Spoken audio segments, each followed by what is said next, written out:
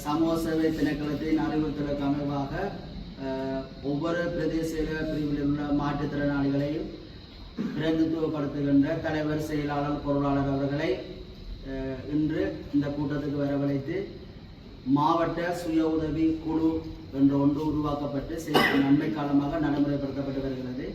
இதனுடைய செயற்பாடுகள் குறித்தும் பிரதேச செயலக மட்டங்களில் இந்த சுய உதவி குழு கொண்ட செயற்பாடு குறித்தும் இன்று விரிவாக ஆராயப்பட்டு இதில் உள்ள குறைபாடுகளை நிவர்த்தி செய்யும் நோக்கில் இந்த குழு கூட்டம் ஒவ்வொரு காலாண்டும் நடைபெற்று வருகிறது. மாவட்ட மட்ட சுய உதவி குழுவினுடைய கலந்துரையாடலை மேற்கொள்ளக்கூடிய காரணம் உங்களுடைய ஒவ்வொரு பிரதேச மட்டத்திலே இருக்கின்ற உங்களுடைய செயற்பாடுகள் தொடர்பாக மதிப்பீடு செய்வதற்கு மற்றும் ஒவ்வொரு பிரதேச சுய உதவி குழுக்களும் இணைந்து கலந்துரையாடுகின்ற போது நீங்கள் உங்களுடைய செயற்பாட்டை எந்த வகையிலே திறமையாக செய்திருக்கிறீர்கள் என்ற விடயங்களை இங்கே கலந்துரையாடுகின்ற போது ஏனையவர்களுக்கும் அது தொடர்பான ஒரு நல்ல ஒரு எண்ணப்பாடு, நாங்களும் இதை திறமையாக செய்ய முடியும் என்ற அந்த விடயத்தினை இங்கே நாங்கள் அறிந்து கொள்ளக்கூடியதாக இருக்கு.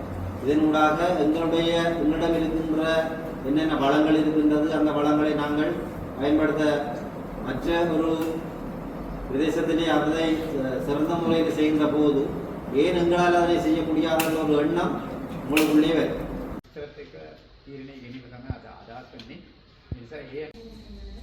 இதன் போது பிரதானமாக 2024 மற்றும் 2020க்கான போட்டி நிபந்தனைகள் சிபிஆர் வீட்டு மட்டத்தின் சுயதொழில் மூலம் குழுமம் நிகழ்வுகள் புகைப்படம் மூலம் அறிக்கைக்கு உறுதிப்படுத்துதல். இயலாமை இருந்தால் அதனால் கையால் சிறந்த முறையிலே செய்யக்கூடிய வேலைகளை செய்ய முடியும்.